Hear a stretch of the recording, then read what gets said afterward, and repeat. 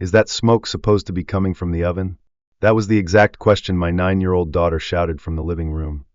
Right before our smoke alarm erupted like a warning siren, our golden retriever bolted under the couch, and the kitchen disappeared into a fog of flour, burnt stuffing, and shame. It was Thanksgiving week, and I was determined to prove one thing: that I, a 40-year-old suburban dad with zero kitchen credentials, could single-handedly cook the entire Thanksgiving dinner. Why? Well, it started with a joke. 3 days earlier, my wife, loving, supportive, and blessed with a dangerously sharp wit, made a comment over dinner. We were talking about holiday plans when she said, with a smirk, "Let's be honest, honey. Your biggest contribution to Thanksgiving is choosing the pizza toppings on Black Friday." My teenage son actually choked on his mashed potatoes laughing. My daughter whispered, "Facts." I laughed along on the outside.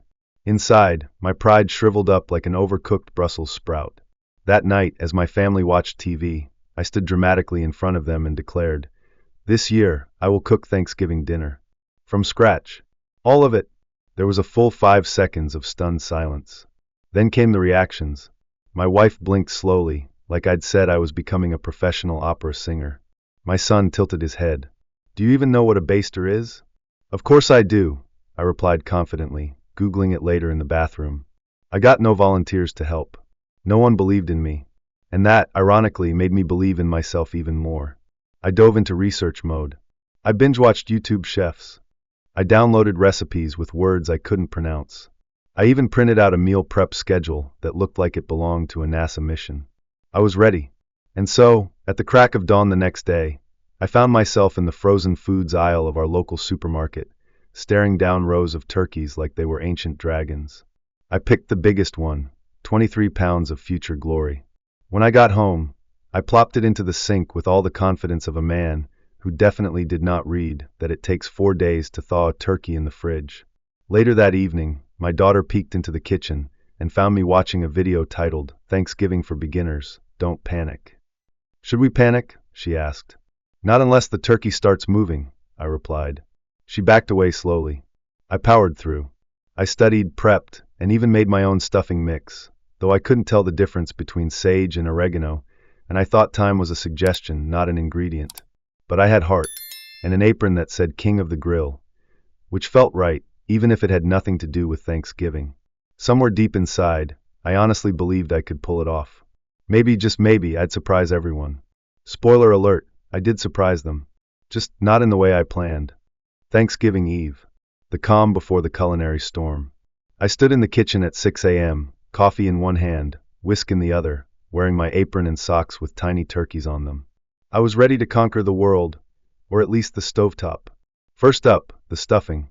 I diced onions and celery, while humming confidently. The recipe said sauté until soft. Mine were crispy. I convinced myself it added a smoky edge. Then, like a true innovator, I decided to blend the mixture for a smoother texture. Note: do not blend stuffing. It turned into a greenish-gray paste that looked like wallpaper glue but smelled like Thanksgiving dreams, if those dreams had accidentally swallowed a pine cone. Undeterred, I pressed on to dessert. Pumpkin pie was next. The instructions said to add a pinch of salt. In my rush, I added what can only be described as a small landslide of salt. I didn't notice until I tasted it. Have you ever licked a pumpkin-shaped salt block? I have. Once. Never again. I gagged so hard my son came running in. "Dad, are you okay, or are you just reacting to your own cooking again?" I waved him off, tears in my eyes, tongue numb. Meanwhile, the turkey, oh the turkey. It was still frozen solid. I tried warm water in the sink. No luck. Then, I did what any rational, desperate man would do. I grabbed my wife's hairdryer. I stood in the kitchen for 20 minutes, blow-drying a frozen bird like it was headed to prom. The hairdryer overheated, the cord melted slightly, and just as I reached the turkey's icy underbelly, bang, the power went out. The entire house went black. I stood in silence, holding the hairdryer like a weapon, lit only by the oven timer blinking in surrender. "Dad!" echoed from upstairs. I flipped the breaker back on. Light returned. My dignity, however, remained in the dark. At this point, I was sweating, flour-covered, and running 3 hours behind. I rushed to lift the turkey, lost my grip, and the bird, slick with water and shame, launched from my hands like a football. It shot through the air. Time slowed. I reached out in vain. Smack! The turkey hit the windowsill, flipped end over end, and flew straight out the open kitchen window. Yes, I threw the turkey out the window. There was a loud thud, followed by a scream from our neighbor, Mrs. Gladwell, who was raking leaves next door. The bird had landed in her hydrangeas. She fled inside like she'd been attacked by poultry from the sky. I stood frozen, hands still outstretched, mouth slightly open. That's when my wife walked in. She looked at the empty roasting pan, then at me, then at the open window. "Tell me that was the backup turkey," she said, her voice flat. I opened my mouth, closed it, then gave a weak, sheepish grin. And then she laughed. Full on, belly shaking, can't breathe kind of laughter. The kind that bubbles up when things go so completely, ridiculously wrong that it's all you can do. The kids joined in, cackling like hyenas. Even the dog wagged his tail and barked like he was in on the joke. And somehow, in the middle of my epic failure, I realized something. Maybe I hadn't ruined Thanksgiving after all. Maybe I'd just made it unforgettable. Thanksgiving Day arrived with all the optimism of a fresh start, and all the pressure of a Super Bowl halftime show, minus the choreography, and with a lot more poultry. I woke up with a plan, determined to turn this shipwreck around. Step 1. Salvage the meal. After yesterday's airborne incident, we no longer had a turkey. My wife, in her infinite wisdom, hadn't bought a backup bird because, well, why would she? Normal people don't eat poultry out windows. So I grabbed my keys and raced to the nearest grocery store, hoping for a Thanksgiving miracle. The scene inside was a mix between post-apocalyptic panic and mild suburban chaos. Shoppers darted through aisles like they were in a game show. The turkey section looked like it had been ransacked by wolves. The only bird left was a frozen brick that could double as a home defense weapon. But then I saw it, under the heat lamps in the deli section, glistening in all its perfectly pre-cooked glory, a rotisserie chicken. It wasn't a turkey, but it had wings, and at that point, I wasn't picky. I grabbed it, along with instant mashed potatoes, canned gravy, store-bought stuffing, and a suspiciously perfect pumpkin pie. This would be my redemption. Not through gourmet mastery, but through sheer survival and shameless shortcuts. Back home, I snuck everything into the kitchen like a culinary ninja. My daughter walked in mid-operation and squinted at the suspiciously well-seasoned chicken. "Did you just roast a whole bird in under an hour?" "Ancient family technique," I replied, not meeting her eyes. She shrugged. "Smells like Costco." At 4 p.m., everyone gathered around the table. The kids were dressed semi-decently. My son had at least changed his hoodie, and my daughter had painted one fingernail before getting distracted. The table, I must admit, looked cozy. Candles flickered. The mismatched plates added charm. And in the center sat my store-bought salvation, arranged on our nicest platter, garnished with leftover parsley from last year's spice rack.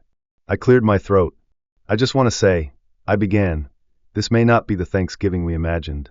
But I made this meal for you all, okay, assembled this meal, with love. So let's eat, and maybe remember this one not for the food, but for how much we laughed getting here." There was a pause. Then my daughter stood up and pulled something from under her seat. "Ladies and gentlemen," she announced, "I present to you this year's recipient of the most heroic Thanksgiving effort by a culinary amateur award." She handed me a crumpled, glitter-covered paper certificate that read, in purple marker, "To Dad for bravery in the face of gravy." The table exploded with laughter. Even my wife, who had witnessed the turkey take flight with her own eyes, reached across the table and gave my hand a gentle squeeze. Then the doorbell rang. Standing on the porch was Mrs. Gladwell, the same neighbor who had narrowly avoided a turkey-related incident in her yard. She was holding a steaming foil-covered tray. "I figured you might be short a bird this year," she said, eyes twinkling. "I always make two, one for me, one in case a neighbor's dinner tries to fly." I could have kissed her. But instead, I invited her in, and we added her golden, gorgeous turkey to the center of our table like a crown jewel. We carved, we passed dishes, and we laughed until our sides ached. The mashed potatoes were instant. The gravy was canned. The pie had a suspicious aftertaste. But none of that mattered. What mattered was that around that table, no one cared about perfection. We cared about being together.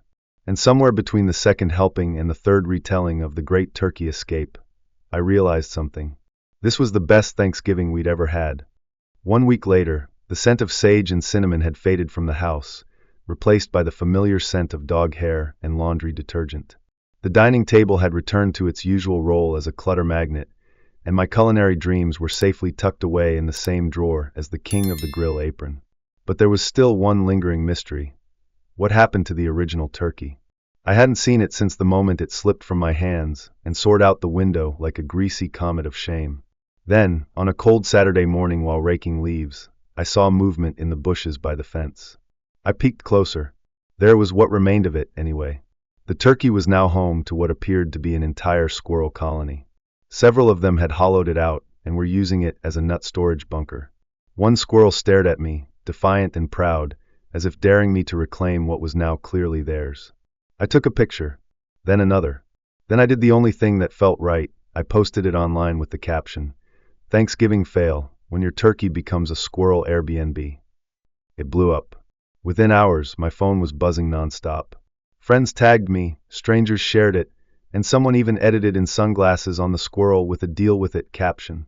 By Monday, a local news station reached out asking if they could do a segment called Birds, Blunders, and Backyard Wildlife. I politely declined. I'd had my 15 minutes, and I didn't need them extended. But the moment that truly got me was that night at dinner. We were eating leftovers when my daughter looked up and said, "Dad, you know you're not famous for the turkey, right?" I raised an eyebrow. "No, you're famous because you tried." The room went quiet for a second. My wife smiled. My son nodded. Even the dog let out a satisfied little sigh, which I took as support. And that's when it hit me. They didn't care that I failed. They cared that I showed up. That I tried, loudly, awkwardly, hilariously, but from the heart. And because of that, this Thanksgiving had become one of those rare, perfect stories we'd tell again and again. We framed the squirrel photo and hung it in the kitchen, next to the glittery bravery in the face of gravy certificate. A shrine to glorious failure, and the laughter that came with it. Somewhere in Pennsylvania, a squirrel still sleeps in a hollow turkey. And somewhere in this house, a dad walks a little taller, not because he cooked a great meal, but because he gave his family something better, a memory that will last forever. You don't need a perfect bird or a flawless table to create a perfect moment. Sometimes all it takes is effort, laughter, and a turkey that knows how to fly.